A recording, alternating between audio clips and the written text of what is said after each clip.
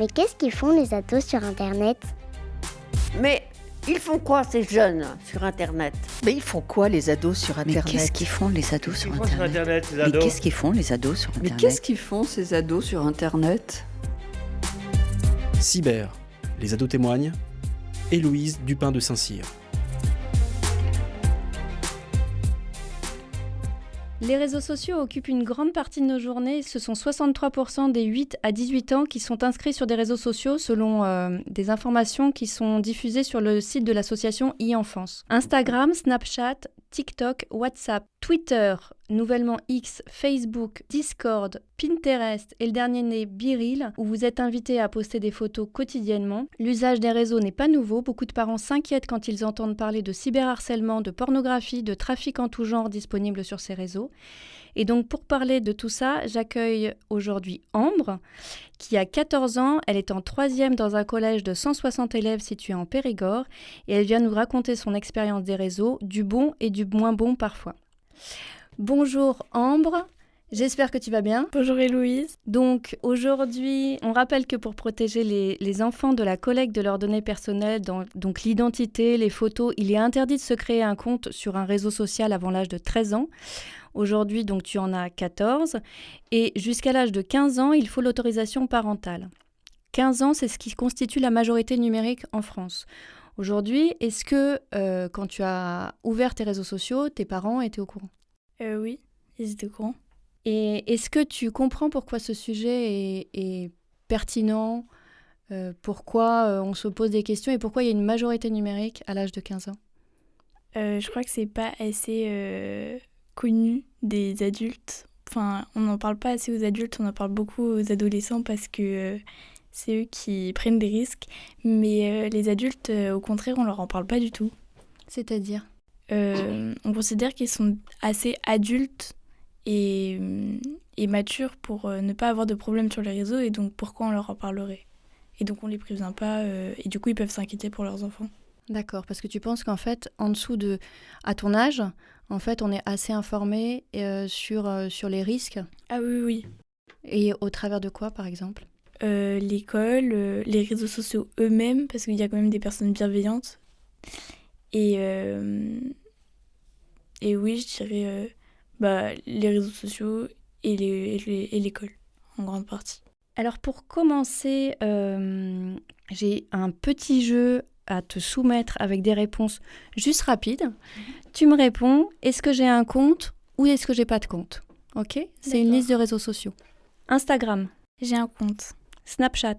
J'ai un compte. TikTok. J'ai un compte. WhatsApp. J'ai un compte. Twitter. J'ai pas de compte. Facebook. J'ai pas de compte. Discord. J'ai un compte. Pinterest. J'ai un compte. YouTube. J'ai un compte. Twitch. J'ai pas de compte. BeReal. J'ai un compte. Sur le temps que tu passes sur Internet, tu penses que combien de temps tu passes à peu près sur les réseaux sociaux ? La totalité. Tu fais que du réseau social ? Ah oui, je passe 20 minutes à la limite sur Google, mais sinon c'est que réseau social. D'accord.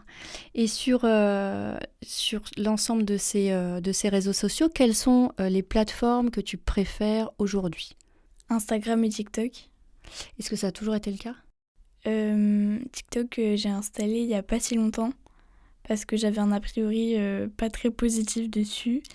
Mais avant, ça a toujours été Insta, en grande partie. Et qu'est-ce que tu trouves bien sur Instagram ? C'est très facile d'accès, je trouve. Et ça fait partie des premiers réseaux sociaux que j'ai eus. Du coup, je sais comment ça marche.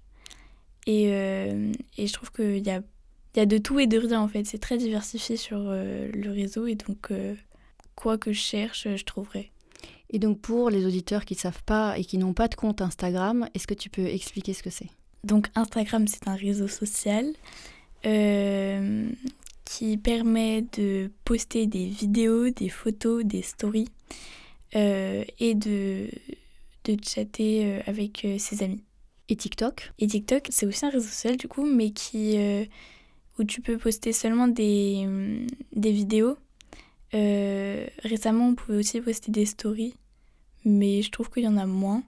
Et en fait, dès que tu ouvres l'application, tu tombes sur ton fil d'actualité et donc tu peux défiler plein de vidéos les unes après les autres entre 15 et 10 minutes.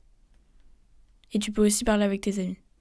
C'est-à-dire entre 15 et 10 minutes 15 secondes et 10 minutes. Ah, les vidéos que tu regardes durent entre 15 secondes et 10 minutes. C'est ça. Et toi, par exemple, tu as déjà posté des vidéos ? Moi, non. Mais j'ai une amie qui l'a déjà fait. Et en quoi ça consiste ? Qu'est-ce qu'elle y trouve de bien ? Est-ce que tu sais pourquoi ? Tu peux nous parler un petit peu des vidéos qu'elle poste ?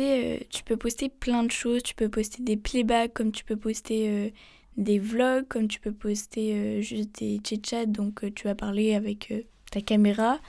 Ou alors, tu peux juste danser, tu peux juste montrer une création. Tu fais ce que tu veux. Alors juste, attends, qu'est-ce que c'est que des vlogs et qu'est-ce que c'est des playbacks ?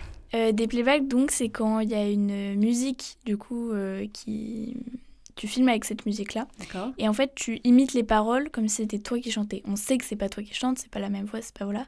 Mais tu fais comme si c'était toi qui chantais en te filmant. D'accord. Et les vlogs ? Et donc, les vlogs, c'est, par exemple, t'emmènes ta caméra te suivre pour une journée, une matinée, toute une semaine, voilà. Et tu montres ton quotidien pendant cette semaine-là. Et donc, dans ces vlogs, par exemple, qu'est-ce que tu regardes, toi ? Quels sont les thèmes que t'aimes voir ? Est-ce que tu as des habitudes ? Dans les vlogs, en fait, moi, c'est pas tellement les sujets qui m'intéressent, c'est vraiment le créateur. Je regarde, par exemple, si c'est tel influenceur, je regarde. Par contre, si un autre a fait le même sujet, sauf que je l'aime pas ou je le connais pas, je vais pas regarder.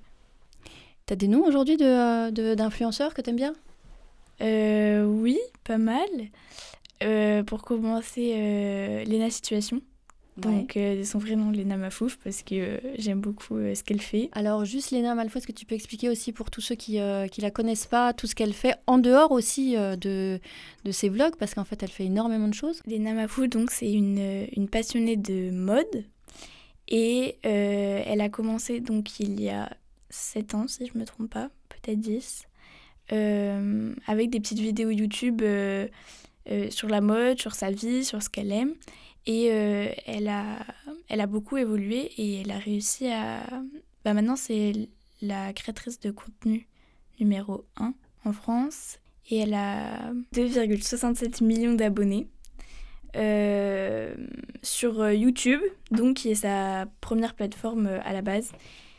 Et voilà. Ensuite, du coup, Squeezie, là, c'est un YouTuber gaming à la base, mais qui maintenant fait tout et rien. Je saurais même pas dire exactement ce qu'il fait parce qu'il fait du gaming, il fait des vlogs, il fait des vidéos drôles, il fait des vidéos anecdotes, il raconte des histoires, il fait plein de choses. Et là, Squeezie, pour le coup, je crois qu'il est à 18,3 millions d'abonnés. Énorme. Donc, c'est énorme, oui. Et lui, il est là depuis... bon nombre d'années, parce qu'il était là, il a commencé je crois quand il avait 15 ans.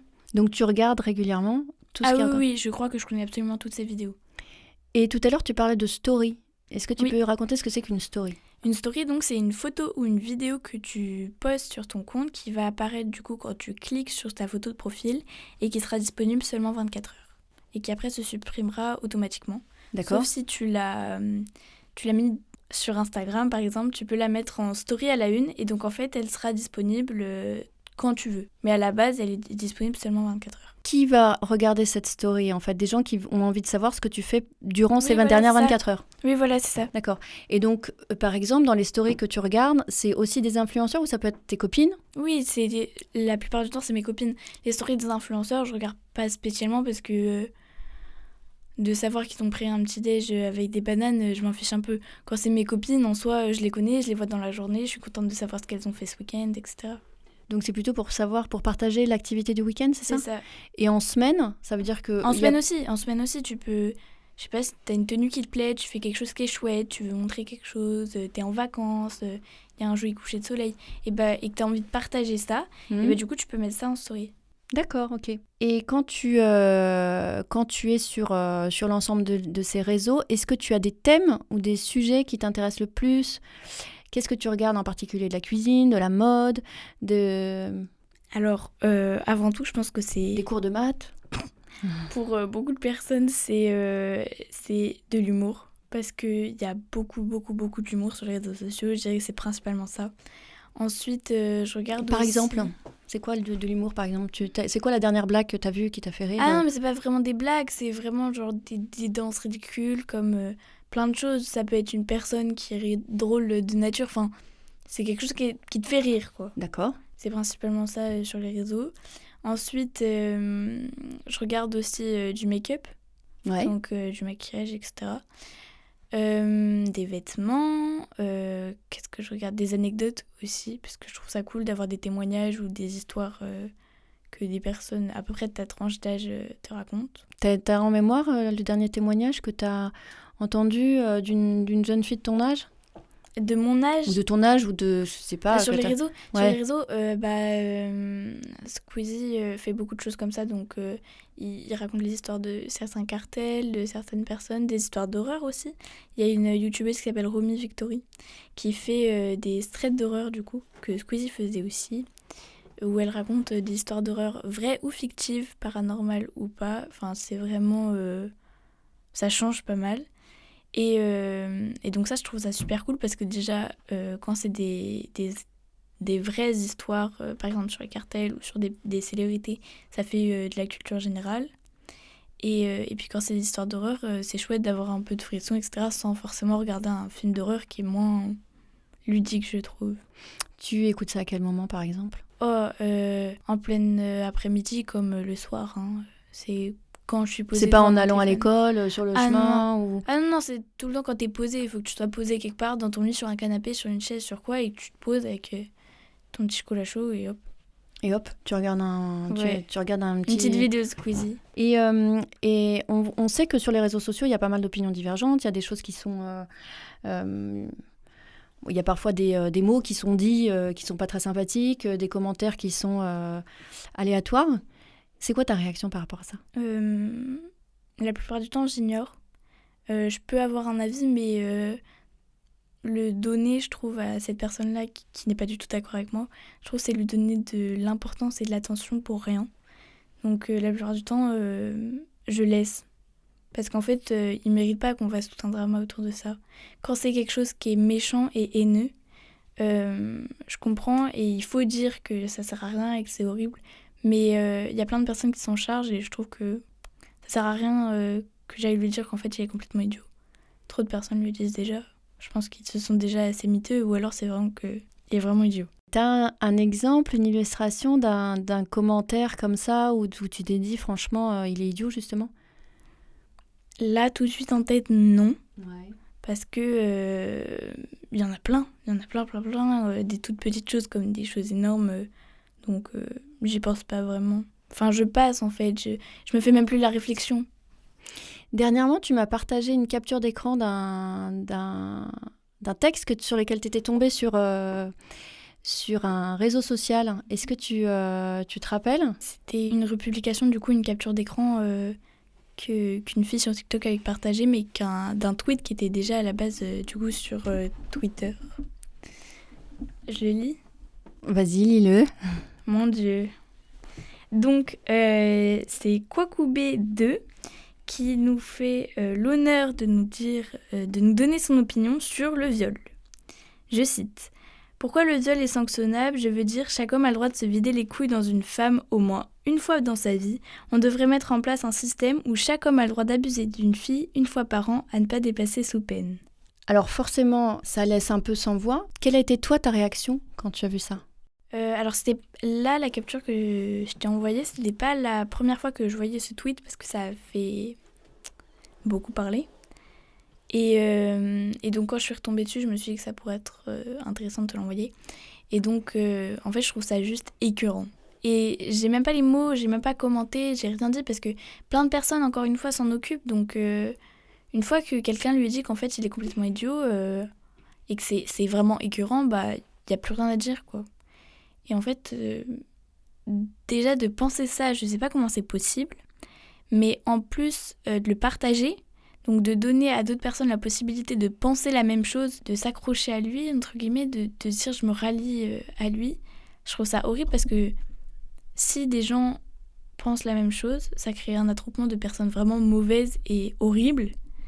Et si des personnes ne le pensaient pas encore et que ça leur donne une idée, je trouve ça encore pire. Qu'est-ce que tu penses qui serait la bonne façon pour des adultes qui se retrouvent confrontés à ça ou pas, alors qu'ils sont au courant ou pas d'ailleurs que leurs enfants tombent sur des postes comme ça?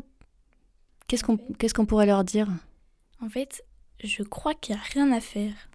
Parce que la personne qui dit ça, on peut supprimer son tweet, mais elle l'a dit. Forcément, des personnes sont tombées dessus. Et tu peux pas empêcher une personne, avant de l'avoir fait, d'écrire quelque chose comme ça. Donc en fait, je crois qu'il n'y a rien à faire et c'est les aléas des réseaux sociaux. Mais comme dans la vie, il y a des choses géniales, comme il y a des choses horribles, comme il y a des gens horribles, bah, c'est pareil sur les réseaux sociaux.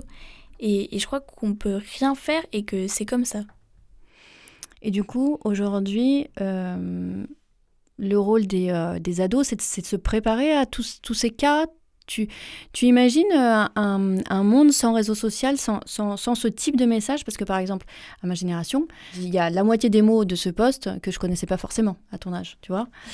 Est-ce que tu comprends le décalage qu'il peut y avoir entre ta génération et la mienne, et comment est-ce qu'on peut faire pour rassurer des parents en se disant que finalement vous êtes assez préparés et vous avez assez l'habitude, ou finalement mieux protéger les enfants en se disant que finalement c'est quand même un drame d'être confronté à ce genre de message si tôt? Alors déjà, normalement la loi fait que tu n'as pas le droit avant 13 ans. Et pour moi, à 13 ans, alors forcément ça dépend des adolescents, hein, c'est pas, voilà. Mais pour moi, à 13 ans, si tes parents trouvent que tu peux avoir les réseaux sociaux, je pense que tu es assez grand pour te rendre compte que en fait, ça, c'est inutile. En fait, que ça ne sert à rien d'écouter, de réagir, de quoi que ce soit aux choses comme ça. Parce que à 13 ans, tu commences à être un adolescent, tu as envie de prendre tes responsabilités, etc. Et je pense que la bonne chose à faire, c'est de dire, tu veux être un adulte, et tu vois les adultes face à ça, ils ne réagissent pas. Ils ignorent. Ou alors, ils réagissent en disant c'est absolument horrible, et au lieu juste de parler en disant c'est horrible, ils agissent en supprimant le post, en le signalant, en portant plainte, voilà. Mais à 13 ans, t'as pas forcément le pouvoir, entre guillemets, de porter plainte. À 13 ans, on t'écoute pas forcément si tu vas à la gendarmerie et que tu te dis regardez ce que j'ai vu sur mon téléphone. Donc je pense que la bonne manière, c'est de dire les adultes, les adolescents devraient réagir comme ça à ce genre de poste. Alors aujourd'hui, est-ce que tu étais au courant qu'il existait un numéro qui s'appelle le 3018 qui a l'association e-enfance qui permet justement de signaler ce genre de choses et de d'accompagner même un mineur pour porter plainte sur ce genre de phénomène? Alors, moi, du coup, quand j'ai eu les réseaux, j'étais plus jeune que 13 ans. Mais si on m'avait demandé d'aller porter plainte, en fait, je pense que je l'aurais pas fait, ou alors ça m'aurait mis en panique, je pense, parce qu'à 13 ans, t'as la possibilité et t'es assez mature pour ne pas réagir. Mais je crois que t'as pas encore la maturité et t'es pas encore assez grand et assez sûr de toi pour aller porter plainte. Pour moi, c'est les plus grands qui doivent s'occuper de ça. Tu peux pas demander à un enfant de 13 ans, du coup, qui fait son entrée au collège, enfin non, du coup, qui termine sa 5e, de porter plainte contre un adulte. Bien sûr. Mais par contre, est-ce que tu accompagnais de ses parents? Est-ce que, tu vois, tu l'aurais fait? En fait, je crois que, justement, là, j'ai 14 ans, mais si tu te sens prête toi-même, tu peux aller le faire en te disant comme ça, les plus jeunes n'auront pas à le faire. Sur les réseaux sociaux, il y a beaucoup de 15, 16, 17 et plus. Et pour moi, cette tranche d'âge devrait s'en occuper déjà de 1 pour remettre à sa place ceux qui en ont besoin et de 2 pour éviter aux plus jeunes de devoir le faire. D'accord, donc pour toi, c'est le rôle des générations un peu au-dessus de toi d'aller porter plainte ou d'aller porter un signalement en cas de déviance sur un réseau social. Voilà, c'est ça. À partir du moment où tu te sens capable et où toi, tu as envie de le faire, tu le fais. D'accord. Mais il ne faut pas que ce soit quelqu'un qui te le demande. D'accord. Ok. Et aujourd'hui, on parle sur les réseaux sociaux, on parle, tu sais, de données personnelles, de vie privée, etc. Qu'est-ce que ça représente pour toi ? Je trouve que sur les réseaux sociaux, ce que tu as envie de montrer, tu le montres. Sauf qu'il y a forcément des conséquences, positives ou négatives. Et à ce moment-là, c'est à toi de les supporter, en fait. Soit tu as envie de montrer que... Juste, tu as envie de montrer que tu es à la plage. Et c'est super, et il n'y aura pas forcément de conséquences parce que, bon, les gens n'ont pas grand-chose à dire sur le sable. Soit tu as envie de montrer tes fesses, et là, forcément, il y a quelque chose qui... forcément qu'il y a des gens qui auront quelque chose à dire. Ou alors, c'est un truc tout bête. Tu as envie de montrer ton bébé, ton petit-neveu, ton amoureux, quoi que ce soit. Et en fait, il faut se dire qu'il y a quand même des personnes qui n'ont rien à faire, qui peuvent être vicieuses et qui vont, même si c'était juste bienveillant et mignon ce que tu voulais montrer, trouver des insultes ou des remarques à faire sur ce que tu as montré. T'as une anecdote là-dessus ? Non, parce qu'en fait, c'est pareil, c'est tellement fréquent. C'est tellement fréquent, il y a tellement de choses qui peuvent se passer tout le temps. Je pense qu'il y a plein d'influenceuses qui montrent trop alors qu'elles devraient montrer moins. Je pense surtout aux influenceuses qui viennent de la télé-réalité. Ouais. Parce que pour moi, elles montrent trop, en fait. Tu montres une partie de ta vie, mais il y a une partie que tu ne dois pas montrer. Et c'est leur choix, elles veulent le montrer, d'accord, très bien, mais une fois, quand elles se plaignent des conséquences, pour moi, je trouve pas ça mature et responsable. Ouais, tu te dis, il faut qu'elles assument, quoi. Oui, voilà, en fait, t'as montré ça, on t'a dit que c'était pas bien, tu le sais, t'es censée être une adulte, donc maintenant, fais avec. D'accord. C'est pas notre problème, s'il y a eu ça, tu sais que ça arrive. Si t'es influenceuse, tu connais les réseaux. Et oui, puis, alors, oui, t'as raison. Normalement, c'est effectivement le risque que tu prends et il y a beaucoup d'influenceurs qui sont très controversés. Mm-hmm. Quand tu montres ton bébé, quand tu montres tes fesses à la plage, quand tu montres ton amoureux, quand tu montres ta maman, quand tu montres n'importe qui de ta famille ou quelque chose qui te tient à cœur, les gens sont capables de critiquer comme ils critiqueraient n'importe quoi, un pot de fleurs, quoi. Sauf que là, ça te fait mal, ça te fait plus mal que s'ils critiquaient ton pot de fleurs parce que c'est quelque chose qui te tient à cœur. Ouais. Sauf que tu connais les réseaux si tu postes dessus et tu sais que c'est possible. Est-ce que toi, tu te sens quelquefois en danger sur les réseaux ? Je me suis jamais sentie en danger sur les réseaux parce que pour moi, en fait, si t'es bienveillant sur les réseaux, il n'y a pas de raison pour que des gens qui fassent l'inverse viennent à toi.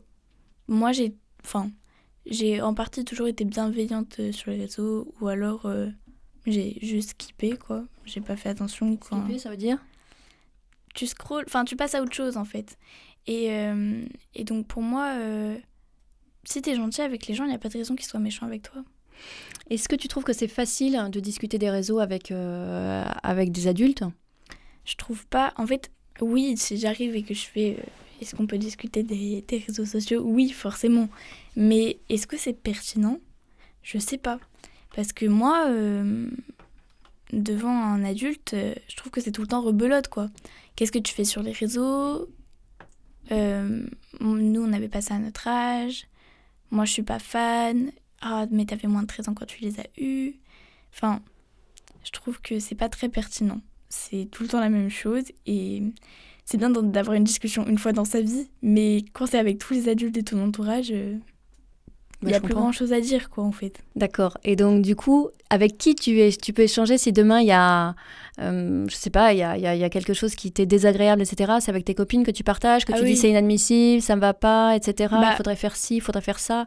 S'il y a un drama sur les réseaux sociaux et que j'ai envie d'en parler, parce que des fois, ça m'arrive d'en fait, ça m'intéresse pas plus que ça. Et quand je suis sur le réseau, ça m'exaspère ou quoi. Mais en dehors, genre quand je suis au collège ou que je fais une sortie avec mes copines ou quoi, j'ai autre chose à faire que de penser à Marie-Micheline qui a montré ses fesses, quoi. Et est-ce qu'il y a des moments où tu trouves que les réseaux sociaux prennent une trop grande place dans ta vie, où tu as besoin de faire une pause ?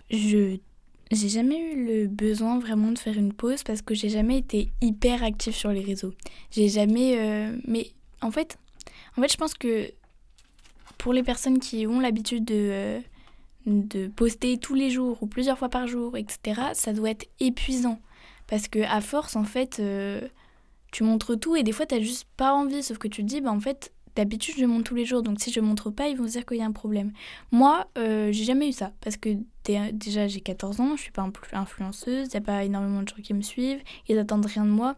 Et donc, ça m'est jamais arrivé. Mais beaucoup d'influenceurs demandent de faire une pause parce qu'en fait, ils veulent faire un break et se poser, avoir des vacances. Parce que influenceur, ça reste un métier sans vacances. Quand tu es en vacances en famille, par exemple, est-ce que comment ça se passe tes vacances avec tes cousins, avec tes amis, etc., avec les téléphones? Est-ce que vous jouez aux cartes? Est-ce que vous êtes plutôt sur les réseaux sociaux? Est-ce que vous êtes avec vos bouquins? En vacances avec mes parents, je touche pas beaucoup à mon téléphone parce que forcément, soit ils vont te faire une remarque, soit tu fais déjà plein de choses. Mais je sais que quand je suis en vacances avec mes cousins, qui ont mon âge ou plus, comme les réseaux sociaux font en grande partie de notre vie, et que nous aussi, dans les réseaux sociaux, on correspond, en fait. C'est comme ça qu'on parle avec mes cousins, parce qu'ils habitent assez loin, et donc c'est comme ça... c'est comme... On se voit 2 fois par an, quoi. Donc c'est chouette les réseaux sociaux parce que du coup on peut garder un contact. Et donc on passe quand même beaucoup de temps sur nos téléphones, je trouve. Hein. Mais ensemble, c'est-à-dire qu'on va regarder une vidéo ensemble, ou alors il y a un truc qui va nous faire rire sur Insta, sur TikTok, on va se le montrer ou quoi.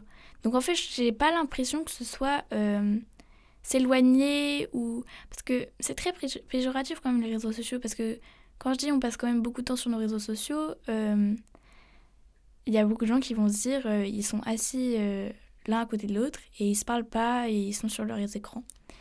Alors oui, on peut avoir l'impression, mais moi quand je suis avec ma cousine et que et qu'on est sur nos téléphones, on se montre des trucs ou alors on s'envoie des trucs ou alors on rigole et en fait c'est un c'est une moyen d'échange. Oui, voilà, et c'est aussi une manière de s'occuper comme une autre. Nous quand on était jeunes, on faisait des cabanes dans les canapés.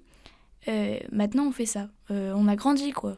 Je pense qu'on arrive au bout. Du coup, on va devoir mettre fin à cette émission et merci beaucoup pour ta participation, Ambre. Merci. Je vais quand même rappeler le numéro, le 3018, qui est le numéro national contre les violences numériques. Donc à tout moment, si vous avez des questions, ados ou adultes, vous pouvez contacter ce numéro pour les jeunes victimes de violences numériques. C'est composé de juristes, de psychologues et de spécialistes des outils numériques. L'équipe conseille sur toutes les problématiques liées aux usages numériques. Et effectivement, comme tu disais, ça n'a pas forcément un intérêt tout le temps de discuter avec des adultes, mais quelquefois, si jamais il y a besoin d'avoir un relais compétent, pertinent, professionnel, un peu différent, peut-être que ça vaut la peine de les appeler. Et en tout cas, ça ne prend pas beaucoup de temps. Merci d'avoir écouté Cyber, nos ados témoignent. Notre émission est disponible sur toutes les plateformes de podcast. Et pour suivre l'actualité, le compte Instagram cyber-ado. Merci beaucoup Ambre et à très bientôt.